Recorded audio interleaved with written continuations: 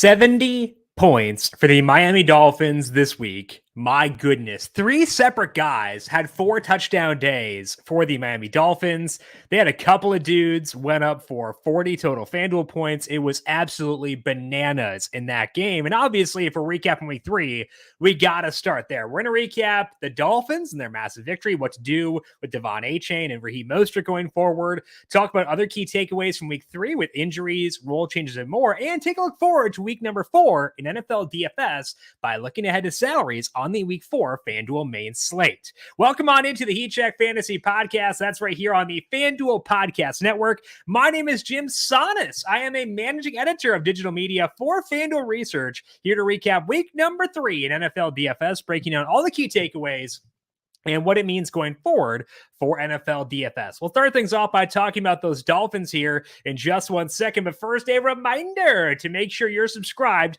to the numberFire Daily Fantasy Podcast feed wherever you get your podcasts. We are here twice a week talking NFL on Mondays and on Thursdays. You can also find the solo shot for one more week with Tom Vecchio here every weekday. And of course, the UFC via Austin Swaim as well, all right here in the same podcast feed. The NFL and MLB shows go up on the FanDuel YouTube page and on FanDuel TV Plus. To get FanDuel TV Plus, go to FanDuel.com/watch or download FanDuel TV Plus on Amazon Fire, Apple TV, or Roku devices, and just log in with your FanDuel account. Snap into action this NFL season with FanDuel, America's #1 sportsbook. Right now, new customers get $200 in bonus bets guaranteed when you place a $5 bet. That's $200 in bonus bets, win or lose. If you've been thinking about joining FanDuel, there's no better time to get in on the action. The app is easy to use. There's a wide range of betting options, including spreads, player props, totals, and more. So visit FanDuel.com to kick off the NFL season. FanDuel, official partner of the NFL. Must be 21 plus and present in select states. FanDuel is offering online sports wagering in Kansas under an agreement with Kansas Star Casino LLC. First online real money wager only, $10 first deposit required.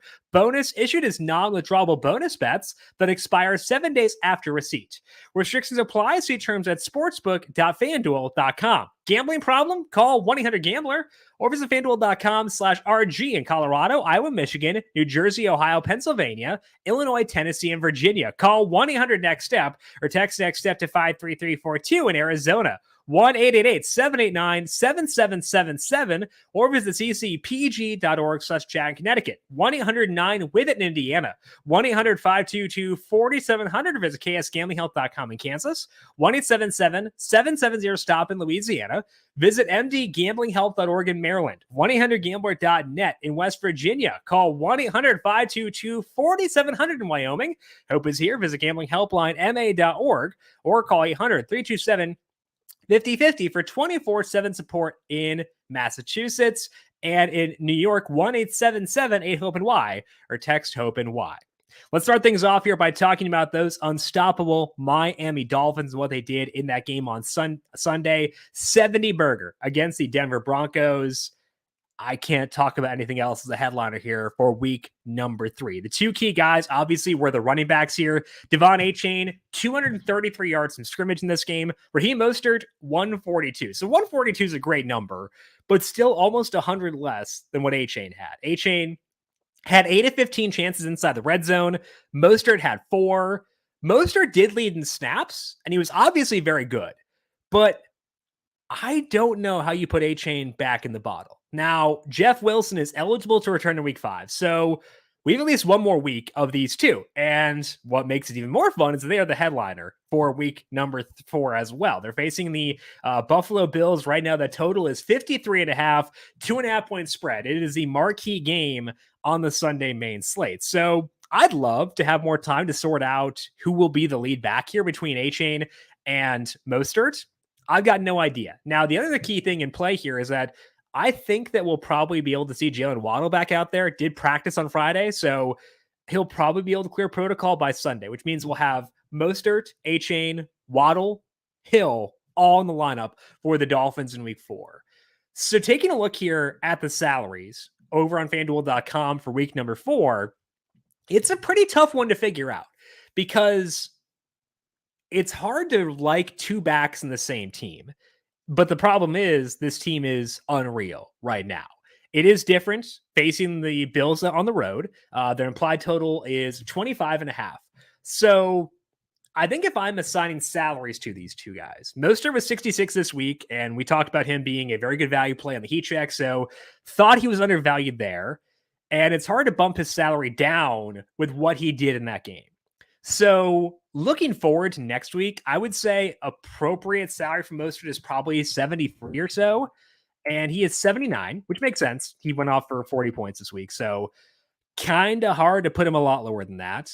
I would say Achane, he was still running behind Mostert. Again, fewer snaps, but really good red zone usage. Achane, 18 carries and 4 targets in this game. I would say appropriate salary for Achane is probably 7,000, despite the fact Mostert is 79. Achane's salary is 64. Okay, so that's pretty fun. I know we saw a lot of Mostert in this game, but Achane was pretty involved as well, even early on. I was talking with Brandon Gadula on Slack about this. We're talking about Achane getting involved early on. Mostert was too.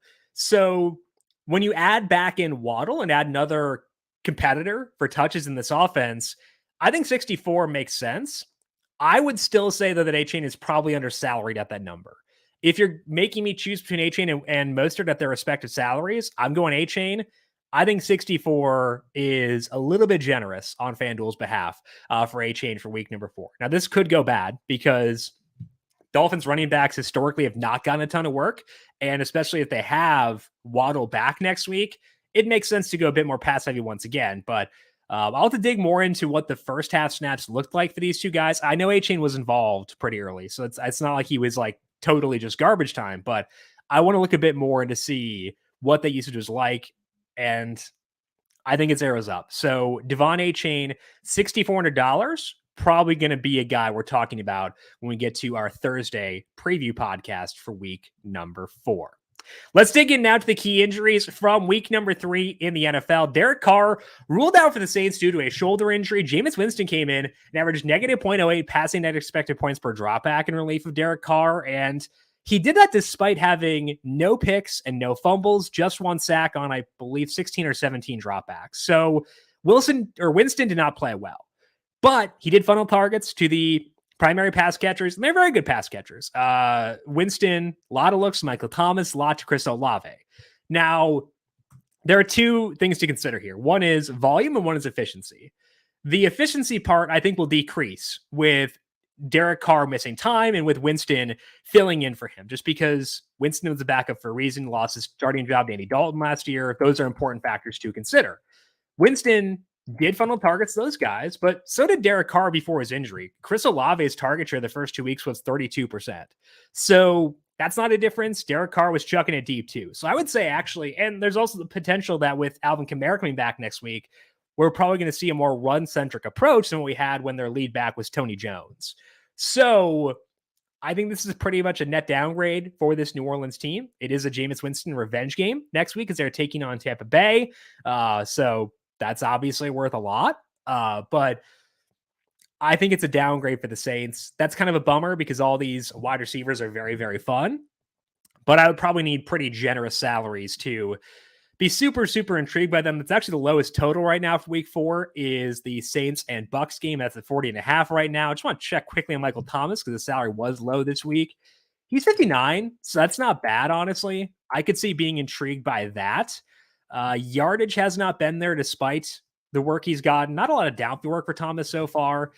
59 is not bad for him. Olave 79, that's appropriate, I would say, for Olave. So more intrigued by Thomas, but I do view it as being a downgrade for the Saints in week number 4 if we assume Derek Carr can't go. Mike Williams left Sunday's game with a knee injury and did not return. He'd been playing awesome before that, not just this week, but the entire year. It did pave the way for a massive game for Keenan Allen. 20 targets, 3 of those were deep. He caught 18 of those 20 targets for 215 yards, plus a passing touchdown to Mike Williams. It was Josh Palmer who filled in for Mike Williams. He ran 33 routes compared to 13 for Quentin Johnston. Palmer also did have 3 deep targets. Austin Eckler sounds like he may be back next week, but I think Palmer will be relevant here, and I don't think that Johnston, as of right now, is a massive, massive threat to volume for these guys. And Allen has the potential to get massive target volume. So if we're thinking about salaries heading into week number 4, this is also a very good game on next week's slate. Totals 50.5 for the Chargers and the Raiders.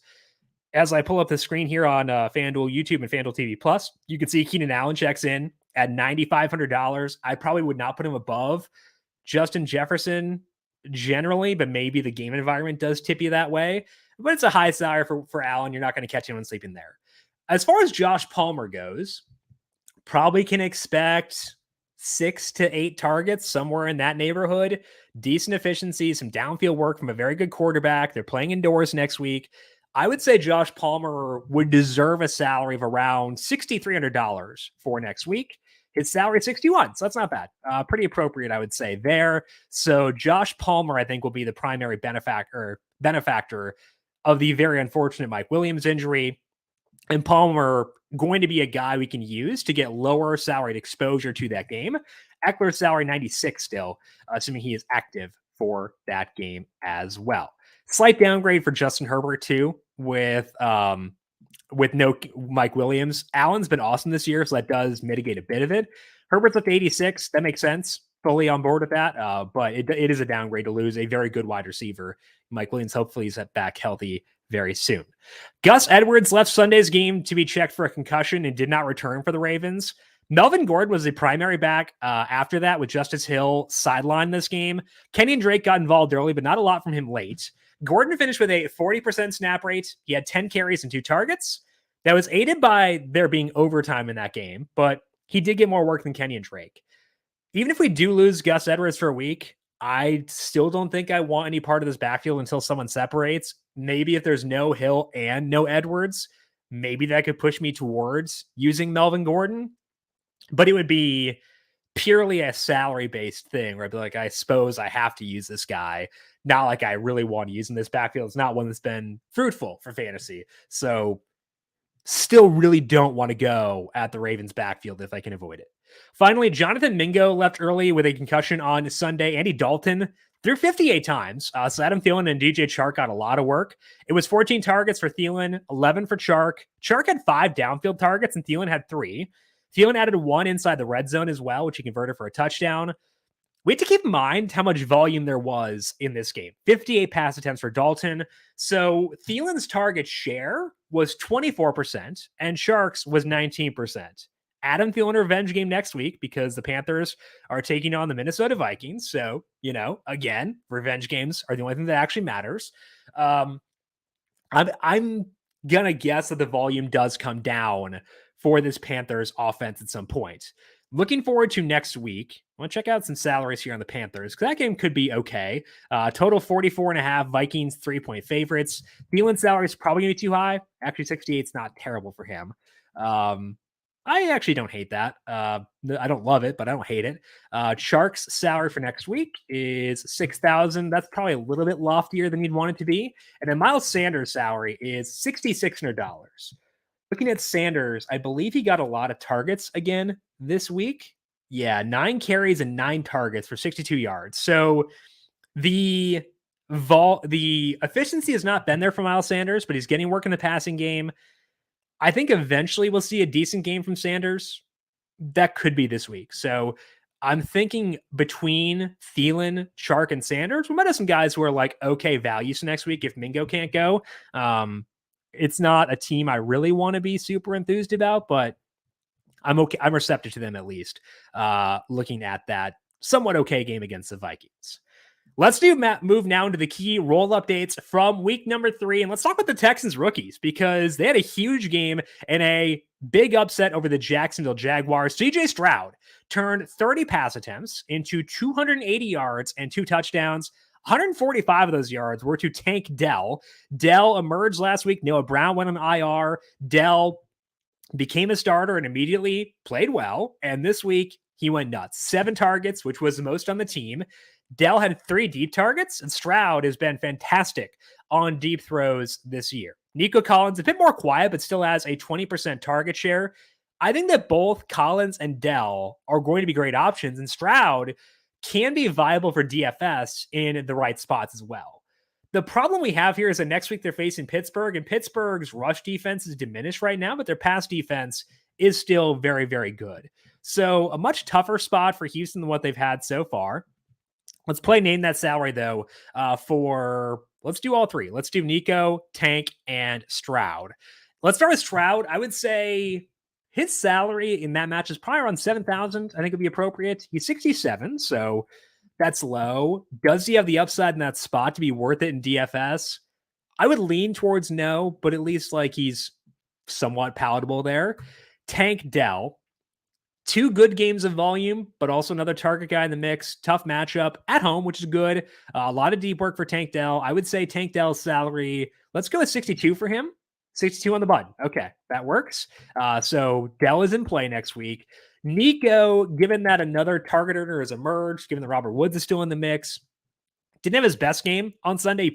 He had some fun plays, but like from a target share perspective, I'm going to say Nico 64. Nico Collins, 64 on the button. Okay, so the Texans very appropriately salaried for week number 4, taking on the Steelers. Tough matchup, but would not be surprised that they're at least somewhat in play for them next week because Stroud has played well and because the salaries are still reasonable.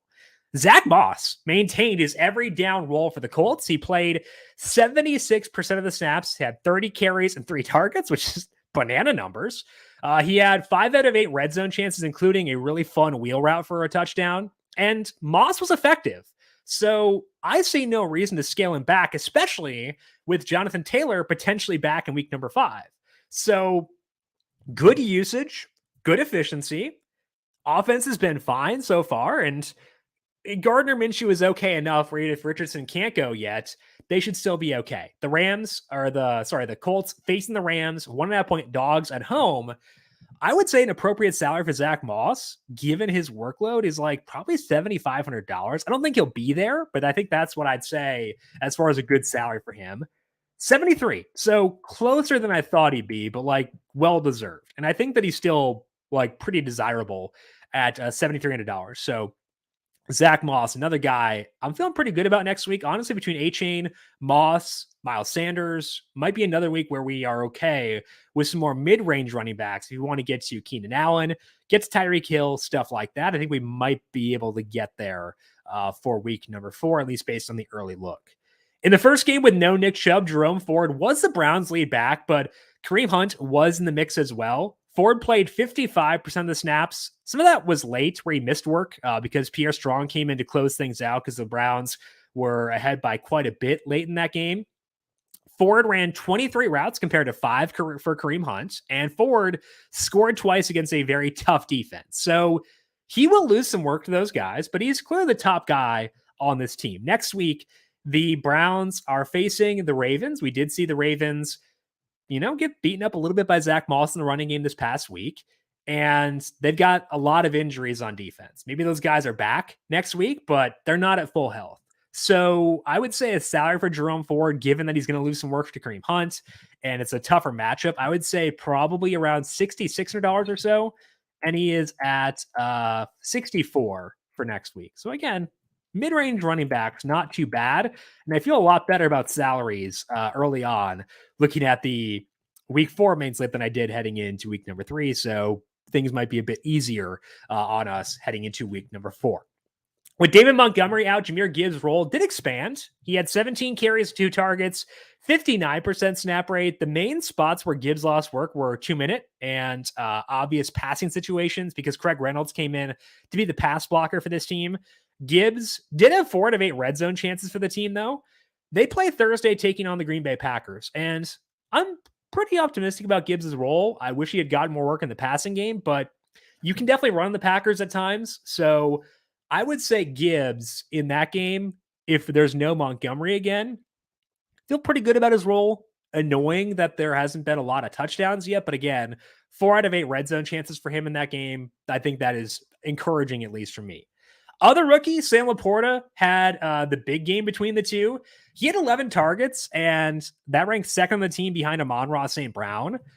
One of those is a broken play. The touchdown was a broken play, and broken plays are not something you project going forward because it's a fluke. So I don't think that that's something we're going to care about too much going forward.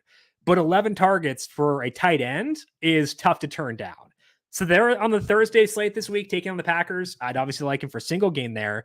But I think the bigger thing is that LaPorta has established himself as being a viable tight end for DFS in the future. And I think we need to be receptive to him. This week, I think that we were on LaPorta because of the salary, because of the game environment. But I think that for him, looking forward, he probably should be one of those like mid 6,000 range tight ends with the potential for that to go up just because he's been so good. Jameson Williams still a couple weeks away. So looking forward, LaPorta is a 6,000 range tight end. And as a rookie, that's very, very fun. And this offense is very, very fun. Alexander Madison bounced back even with a near fumble this week. It was overturned on replay. 80% snap rate for Madison. He had 20 carries and 7 targets. 3 of those targets were inside the red zone. Cam Akers should be active next week. I'd expect Madison to get scaled back as a result of that, but I do still think he will be the lead guy for this team. Given that Akers will be there, I think I probably don't want to go at Madison next week. His salary is 72. Just taking a look there. You're adding Akers in the mix. Madison's had a couple of bad games. There are 6,000 range wide receivers I like quite a bit. So I'm probably not going to be on Madison next week, but I think with games like that, the odds he does stave off Akers as far as threatening for that job, those odds do increase, which is encouraging for sure. We finally saw Elijah Mitchell in the mix for the 49ers, but Christian McCaffrey's role was still fine. Last year when Mitchell played, McCaffrey's overall workload decreased and he lost red zone work, which is a big key. But McCaffrey had 8 out of 18 red zone chances for the 49ers on Thursday, 18 carries and 5 targets overall. So it is a slight downgrade, but I'm still fully in on McCaffrey, even as I scale him back a bit. I don't think he's on the main slate next week because that game is on Sunday night. Actually, it's not on Sunday night. Oh yeah, because there's only one Monday night game next week. So that game actually is on Sunday night, or is on the main slate. Facing Arizona, that might be more of a Mitchell script just because they could blow them out. But McCaffrey's salary is $9,700. It's appropriate. Might not be able to get there, but just because we'll want a lot of the value running backs, but it's not bad. Zach Charbonnet's role expanded a bit in week 3, but Kenneth Walker still turned 18 carries and 3 targets into 156 yards. I would say that this backfield is pretty much status quo, at least on Walker's side. He's flawed because he'll lose work and he's kind of boomer busty, but he's viable at least. I just need the salary lower than what it was in week number 3. He was $7,600. I thought that was too high. They're facing the Giants on Monday this week. I think you need to keep in mind the fact that he is boomer busty, might not get a ton of passing game work, could lose work to Charbonnet. Still getting a lot of work in the red zone, which is great, but flawed but okay profile for Kenneth Walker III. And for me, really status quo for them heading into week 4. The Cardinals offense might be good enough for us to consider James Conner. His adjusted opportunities marks in 3 games, which is, again, carries plus 2x targets. Those are 24, 25, and 18. Those are not bad numbers. They're not great, but he hit 100 plus yards from scrimmage in 2 of those 3. I think he had 70 in the other one as well. The red zone role for Conner is very good. I don't want to consider Conner, and I will not next week against the 49ers, but if he stays in the 6,000 range and they're in an okay matchup, there are probably going to be worse options. I'm not going to look at his salary next week because I don't want to be tempted in that matchup. But going forward, they're playing well enough for at least him to be on our radar is what I would say. Matt Breida played a bunch of snaps in place of Saquon Barkley, but didn't really matter much. 4 carries and 3 targets. Gary Brightwell started the second half, but still didn't get a ton of work for this team. Breida is not a needle mover, and Brightwell could eat into his work as well. I need a very low salary to be intrigued by Breida. I think he was 11,000 on the single game slate on Thursday. They play on Monday night. I would need Breida probably around, I guess 11,000 is probably fair, honestly, for a starting back on a team that's at home, slight underdog. I would say he's okay, but not really someone I want to seek out there. Ezekiel Elliott got a decent amount of work in a positive script for the Patriots. First positive script we've had for the Patriots so far this year. Ramondre Stevenson still played 65% of the snaps, but Zeke had 16 carries and a target. He also had 87 yards compared to Stevenson's 62. Stevenson's passing game role makes him the better option between the two, but Zeke's getting enough work to be a nuisance. And this offense, I know they won, but put up 15 points. We have not seen a lot of explosion from them outside of Farrell Brown so far this year. Stevenson's total yards mark so far, 89, 60, 62. He has 5 out of 15 red zone chances, so 33%. He's okay. I don't know. I just don't really want to use any guys in this team. They are 6.5 point dogs to Dallas next week, so I'd rather not go there if I can avoid it. Just kind of a bad team for daily fantasy. We talked about James Cook's red zone role last week on the preview show, and Cook did get 3 red zone chances this week. All 3 are carries, and he also played 5 out of 7 snaps inside the red zone for the Bills. Got a carry inside the 5-yard line. So I would say that's a slight bump up for James Cook, given that he has been effective, but still is going to have some issues with touchdowns because of Josh Allen, because of Latavius Murray. Those are downgrades for him for sure. So I pull over here on the computer to look at the yardage numbers. Yardage for Cook, 63, 159, and 112. Putting him in a matchup with the Dolphins next week, where it is the highest total on the slate in a game we're going to want to stack. We know we like Achane. Maybe if we get James Cook at a salary around Achane, we can view Cook as being a pivot, given that the red zone work was better this week and the yardage has been very good. He could bust off a long touchdown, stuff like that. So I'm going to say with James Cook, I think an appropriate salary for a guy who is getting passing game work, decent carry totals, and being efficient in a very good matchup, I would say that's worth around $6,800. And James Cook's salary is 68 on the button. So maybe he's a pivot off of Achane. He's right between Mostert and Achane. I think that's somewhat interesting. So James Cook, a guy I could be interested in for next week in DFS. Let's keep up the salaries here right now and go to our salary scroll for week number 4. What we do here is we pull up salaries on the week 4 FanDuel main slate. I will scroll through each position and shout out guys I think might be intriguing for next week based on their salaries, based on matchups, and things like that. Starting off at quarterback, in that Bills-Dolphins game, Josh Allen, $9,000. Tua Tagovailoa is $8,000. That's really low for a guy with his upside in this spot against the Bills. He's had 28 FanDuel points twice so far this year. Now, because Tagovailoa does not run, you are dependent on him getting like 350 yards and 4 touchdowns, but he's had 466, 249, 309, 3, 1, and 4 touchdowns. So you can get there. So Tagovailoa 8,000 was the first guy who stood out to me when looking at salaries for week number 4 and at quarterback, at least. I think between him and Achane, we're going to be able to stack this game and not blow our entire salary. So I think that is something that does definitely interest me. Scrolling down for salaries, Joe Burrow, if he plays, 72, facing off against Tennessee. Tennessee is very much a pass funnel team where they encourage you to throw the ball against them because they're so good at stopping the run.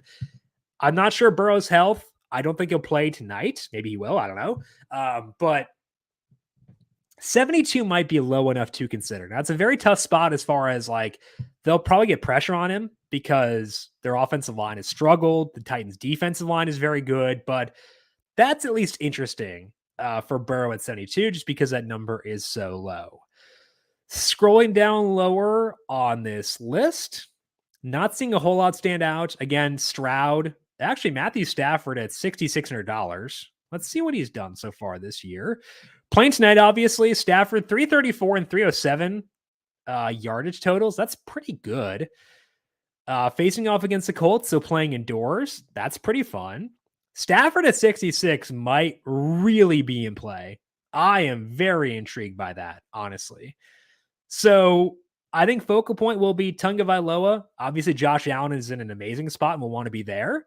But if you want to spend down a quarterback, Matthew Stafford immediately got my attention at that number. I'm curious we'll see the Rams' other skill guys come in here, given they're playing before the slate is up before Monday night. So going over to running back here, McCaffrey is 97. Then there is nobody else above 84. 84 is Pollard. I guess we do have Austin Eckler at 90 something, but he's not in the active player pool. Let's pull up here and do all players. There we go. Okay, so Eckler is $9,600, and then jumps down to Pollard to 84. Pollard's role has been very good. Obviously, the Patriots defense is not one we want to go at super often, but like his role has been good. So I could see that being a spot where we buy into Pollard. Maybe you should find a way to get up to McCaffrey at 97, but like Pollard, I think he's undersalaried a bit at 84, given the work he's gotten, given his red zone role. No touchdowns each of the past 2 games, but definitely has that within his range of outcomes. So Pollard, I think, is a guy who might talk about later on. Do you want to see what the workload distribution is for the Eagles? DeAndre Swift is 78. Let me check on Kenny Gainwell quick. 6,000. I don't want to see if Gainwell regains a lead-ish type role for the Eagles because that could be interesting at $6,000. Didn't play last week when Swift went bananas, so interest there. Kyron Williams is 76. Based on the role he's had the first 2 weeks, like that's fair and probably a number we'll want to get to. Not a lot of yardage from Williams, but amazing workload, very good red zone workload too. So 76 for Kyron Williams, not too bad. And again, mid-range at running back, pretty good. Zach Moss, 73, Kyron Williams, 76. That's going to be of interest to me for next week, I believe. Again, James Cook here at 68. Mentioned Miles Sanders, 66. Some interest there. Jerome Ford at 64. Some interest there. Achane 64. Quite a bit of interest, just given I don't think you can put him back in the bottle, given what he did. Gainwell 6,000, dependent on what we see on Monday night with his workload between him and DeAndre Swift. Scrolling down further, we do get Javonte Williams at 58. He led the Broncos in snaps this past week, but only played 25. And I'm monitoring the snap number for him because we've said he's on a snap count, and I'd expect that to increase at some point. Yardage totals so far for Williams, 57, 58, and 65. That's not great yet. His red zone share has been pretty bad too. Only 4 red zone chances so far across 29 red zone chances. So pretty rough workload there. It's the Bears, so maybe Javonte winds up being in play, but I think the guys in the 6,000 range, a lot more appealing than him, at least as of right now. Don't see anything else in the low 5,000 range that wants to draw us in. So let's switch over to wide receiver now. Pretty loaded slate. Tyreek Hill, Keenan Allen, Justin Jefferson, Stephon Diggs, and then the Bengals guys if we get Joe Burrow, but also Devonte Adams at $8,100. Devonte 20 targets in week number 3. He has a 39% target share, and I think Jacoby Myers in his 2 games is around 30% too. Let me pull that up quick here. So Devonte at 81 is too low salaried. I think he's going to be a priority on the slate, taking on the Chargers. You would hope the Chargers would have a scheme to try to slow him down, but they didn't with Tyreek Hill in week 1. So that wasn't the case then. Yeah, Jacoby Myers, 31% target share in the 2 games he has played. Devonte, 41% in those 2 games. Josh Jacobs at 11%. So the Raiders pretty fun. Jimmy Garoppolo might be checked for a concussion, and that would hurt this offense for sure. But we saw Aiden O'Connell play decently well during the preseason. It would definitely be a downgrade because Garoppolo is a guy who can boost up some guys, make them viable for DFS. And so hopefully he's able to go. But Devonte 81 does stand out to me as being a guy whose salary stands out. We'll talk about Myers once we get there, which I'm not sure when we'll get there, honestly. Scrolling down further, Puka Nacua, $7,500. That's appropriate. Jalen Waddle, 74. I'd assume he gets cleared again this week. 74 is not bad. So like a Tua, Waddle, Achane stack could be kind of fun. If you can't quite get to Tyreek Hill and Raheem Mostert, that's not bad. I like when we have palatable salaries for guys in very fun games. And that's what we get here with these guys. George Pickens, 71, probably a little bit high. Yeah. 127 and 75 yards in 2 games with no Deontay Johnson. Michael Pittman, 72. He's had, I think, double-digit targets in all 3 games so far. Target share for Pittman is 31%. Couple deep targets, one where he just beasted out on Sunday too. So Pittman at 72 is not bad. Not sure about the upside, but that's a game we'll want to stack. So Zach Moss, Michael Pittman, both guys we could include in game stacks there. Scrolling down further here, Jacoby Myers is 69. I don't mind that. Mentioned Adam Thielen before at 68. I prefer Myers if we get Garoppolo. Might prefer Myers regardless, to be determined there, but that's not bad. Gabe the Babe Davis, $6,500. Only one catch, I believe, on Sunday. It was a touchdown, 35-yard touchdown. His role has been underwhelming so far. I was hoping he bounced back and, playing in the narrative, okay, ankle injury last year, was never fully healthy, but so far in 3 games, 14% target share for Gabe Davis. He does have a 39% deep target share. So basically everything he's got has been deep, which means he can at big games. So probably going to be a guy we include for game stacks, but 65, probably too high for non-game stack lineups for Gabe the Babe.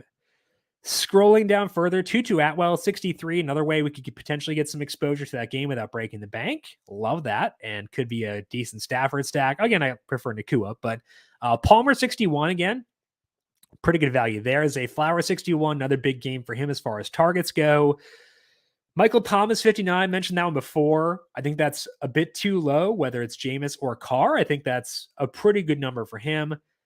Jahan Dotson's salary got shut down to 55. Justified, given he didn't play very well in that game. But it's getting down to the point where I might want to continue going there, even though it has burned me a couple times so far. Marvin Mims, 54, if they were to decide to actually use him. Let me check out the route totals from Marvin Mims this past week and kind of see if he got a route increase in that game. Obviously, the score matters there, where they got blown the F out, and that's going to change some usage a bit. But looking at routes for the Dolphins in this game, or for the Broncos in this game, Marvin Mims ran 11 routes. Sick. Adam Troutman ran 35. What on earth? Samaje Perine and Javonte Williams ran as many routes as Marvin Mims. This is the dumbest team of all time. Okay, so Marvin Mims, sorry, we'll get to you eventually, but not quite yet. And I think that's probably going to be it for wide receiver. I don't really want to go Quentin Johnson at 52, just because that's been I think it'll be more Josh Palmer, and we got Keenan Allen and likely Austin Eckler sucking up some targets there too. So guys who stood out most to me at receiver, Michael Thomas at 59 is not too bad. I do like Tank Dell at 62, Josh Palmer 61, but then some of the high-end guys like Devonte Adams going to be, I think, and Jalen Waddle at 74, probably going to be some standouts for this week at wide receiver. Tight end, no Kelsey on the main slate next week. They're playing Monday night against the Jets. Woof. That game is going to be brutal. There is no, that game doesn't matter. No LaPorta. It's a bummer. No Kyle Pitts. So not missing out on too much of tight end this next week. Mark Andrews, 67. Kind of like that. Let me see the target share or target numbers for Andrews so far. Obviously, the Ravens offense has been weird, but Lamar has played well. Didn't play as well yesterday, but 8 and 5 targets so far for Mark Andrews. And there are 2 games with Andrews and Zay Flowers. Flowers, 24% target share. Andrews is at 21%. Nelson Aguilar is at 16%. And of course, Rashad Bateman now dealing with a hamstring injury, so he may miss. Odell didn't play. Andrews 67, I think we'll want to keep an eye on that one. Dallas Goedert 59 is not bad. Pretty rough start to the year, but they seem to want to get him targets last week at the open of that Vikings game. Didn't really pay off for them, but 7 targets there. So Goddard 59, if you want to get some exposure to the Eagles, that could be pretty enticing as well. As far as lower salary tight ends, I'm not seeing a whole lot as of yet. K. Dotton 48. Taking on the Saints, very good defense, so probably don't want to do that. At least right now, it kind of looks like tight end might be more of a mid-range week than it was the past couple of weeks. So looking at Andrews 67, Goddard 59, I think those guys, maybe Pat Fryermuth at 55, those guys might want to be in the primary focal points for next week. Tight end is awful, though. So it's real grim if you get nauseous, do not pull up tight end for week number 4. That's going to wrap things up here for this week 3 recap podcast. As mentioned, we are back with you once again Thursday to give a full dive into week number 4's FanDuel main slate. If you want to check that out, you can check us out on the FanDuel YouTube page live at 10 a.m. Eastern on Thursday with myself and Brandon Gadula. That will go up on the numberFire Daily Fantasy Podcast feed after that and up on FanDuel TV Plus. Just log in to your FanDuel account on FanDuel.com/watch to check out us. You can watch Up and Adams live with that, all in the same place, along with covering the spread as well. If you want some thoughts on Monday Night Football with that doubleheader, Ryan Williams and I broke down that from a betting perspective over on the Covering the Spread podcast feed, also on the FanDuel YouTube page, also on FanDuel TV Plus. If you've got any questions for me, I am on Twitter at Jim Sannes, JimSannes. You can also follow FanDuel Research at FanDuel Research. Want to thank you all for tuning in for today. Good luck to you with your Monday night lineups. We'll talk to you once again on Thursday to preview week 4. Hopefully week number 3 was a blast and a profit for you. We'll talk to you all again soon. This has been the Heat Check Fantasy Podcast right here on the FanDuel Podcast Network.